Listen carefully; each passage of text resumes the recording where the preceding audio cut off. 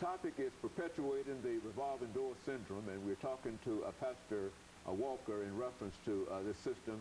And of course, Pastor Walker, the last time, segment, we talked about the parole board and the parole system.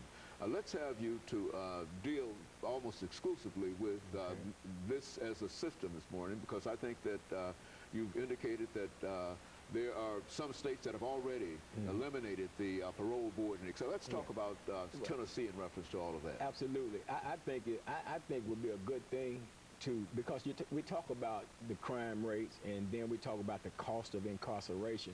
And then when you look at the parole board that's keeping people incarcerated that have earned the privilege of being paroled. They know they're not coming back into the system. They know that the institutional record says, you know, this person can be paroled and this person will go out. I mean, they got a support system out. They got a family out there. They got churches that's willing to support them. They got other types of agencies that's willing to help them make that transition, that's going to help them walk them through the process.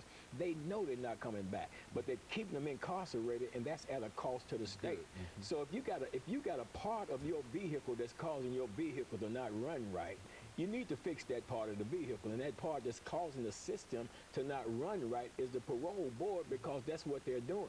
They're keeping people in the prison system who have definitely qualified for release from the system, and then letting other people that have not qualified for release be released out into our society, been a threat to our society, been a threat to our safety, knowing these people have not qualified for release. So I would say, Dr. Haney, to solve that problem would be to abolish the parole board system here in the state of Tennessee altogether, like some of the other states. I think it's like 16 states, California, Delaware, Ohio, Indiana, New Mexico, and some others, Washington State, I believe. I believe New York has done it too as well. I'm not sure about that, but I think they have. I don't know exactly all the processes that's in place in that particular makeup, because I'm still researching and studying that. But the fact is that these 6 or 7 individuals have the ability throughout the state to determine individuals who will get out of the system. And in a real sense, it appears that they seem to be abusing that ability. Is that what we're... Well, they're doing it arbitrarily against different ones, you know, and somebody walk in there and they say, okay, you can go, but you can't, you know, and it's not really based upon the individual merits of that individual inmate. It's just based upon what they think or what they feel, or even so, with this one situation with this guy I was telling you about, I believe that somebody in this process knows the victim is doing somebody a favor. I believe, in all honesty, I believe they're waiting for the victim to actually decease before they actually parole this guy, and there's no real reason for that. I just think it's some underhanded stuff that's going on in this process right there, and for that reason, and it's discriminatory. You know, when you take a black man that's been incarcerated for the same time that, and I've got the documentation, Dr. Haney, I got these individuals' file folders from the Tennessee Department of Correction, and they have been released, same charges, been released from prison, had bad institutional records, but yet they were released, and some of them has come back into the system, man. And then you take somebody that's well qualified to be released, have earned that privilege, and again, parole is not a right. But if you put me in the system and you give me a parole date and I do everything necessary to earn that right or that privilege to be paroled, then why do you hold me in there at a cost to the state of Tennessee? And then somebody needs to look at that. Well, it appears that we're looking at it now, and I think that what you're doing, you're revealing some things to me that I was not aware of.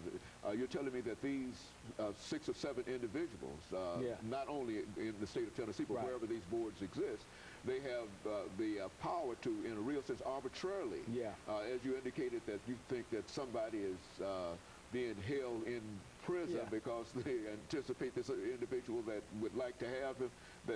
Well, see, that seems to be a corruption of the whole process. It is. It's got to be some corruption in there. I can't name it completely or directly. But, you know, you take, for example, you got investigative news reporters. They want to go around and investigate this and investigate that. I emailed and called Phil Williams and told him about, you need to look into the parole system. But nobody wishes to... Nobody respond to me on that. You know, why not? I mean, what's keep you from looking at that? Would that be a political thing that if an individual wishes to deal with it, that individual might be declared to be what, soft on crime?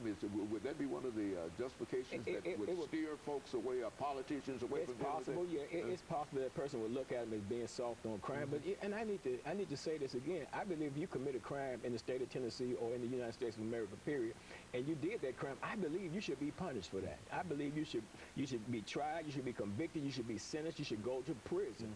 But at the same time, I believe if you have rehabilitated yourself, which is the purpose of incarceration, punishment, and rehabilitation, then I believe you should be released into society so that you can come back out and contribute to society, and not to put up all these roadblocks. And again, Dr. Haynes, another thing too is, man, I committed crimes when I was in my 20s. Dr. Haynes, I'm 55 years old.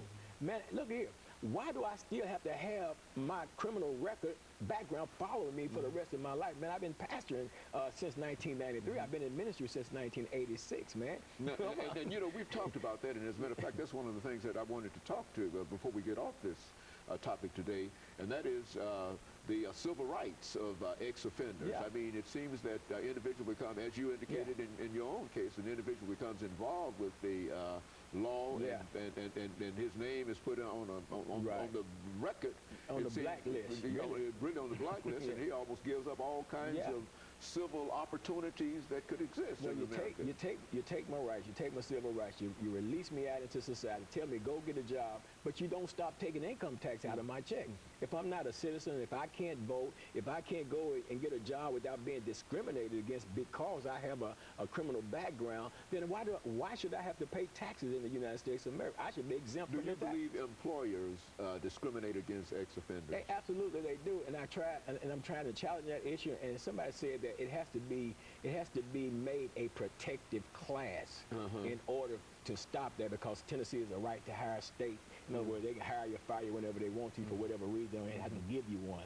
But so at the same time, they can discriminate against you. Now, you can't discriminate against me because I'm black, but you can discriminate against me because I committed a crime when I was in my early 20s or in my teens and for the last 30-something years, I haven't committed a crime, but you can discriminate against me based on that crime. And that's discrimination. I don't care how you fix it, it's discrimination. And do you find a large number of people are caught up into that? When we talk about percentage of Africans in the prison system? It's all a part of the trap.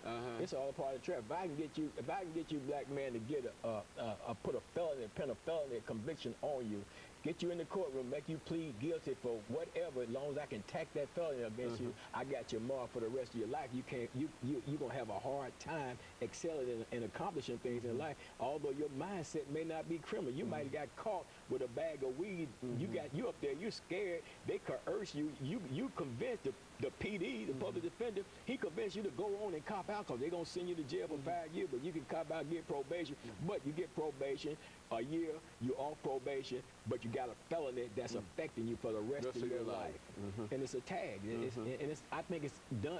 It's by design. It's done like that by design. And so many people are afraid to speak out and address these issues. I don't know what they're afraid of, but these things need to be brought to the forefront. People need to know, Dr. Haney, what's going on, and especially with that doggone parole board, man, because more and more people are in prison that could be released from prison, that could be gainfully employed, doing some things, you know, and the parole board is keeping them in there. And it's costing the state of Tennessee for that to happen. See, that money that they're using to incarcerate people that have proven themselves worthy of release could be used to hire some more police officers to patrol the neighborhoods, to keep crime down, to keep more people from going in. But no, that don't work with the system right, because that don't help perpetuate the revolving door syndrome. As a matter of fact, it drives a keg, and nobody wants to stop the process. And those states that have moved toward abolishing these parole boards, they're able to, in a real sense, bring a more justice and a more humane system, to create a more justice and a humane system for everybody. You know what? I'm not, Dr. Haney, I can't speak to that authoritatively until I can do some further investigating of that. I have seen some information about 80% of the people that were paroled in California, they didn't complete parole. You know, I do know that, and I know some of the states that abolished the parole system, like Florida, they reinstituted and stuff like that. But let me thank you, Walker, for coming by and just giving us all of this excellent information today. And I'm not exactly sure whether people will pay any attention to it in terms of the attitude that most folks have in reference to people being incarcerated, but I think you simply laid it out for us, and it's a challenge, not only for the state of Tennessee, but for everybody dealing with all of these wasted lives in a real sense. And of course, let me encourage our audience to tune in again next week for another informative edition of Comments. Thank you and good morning.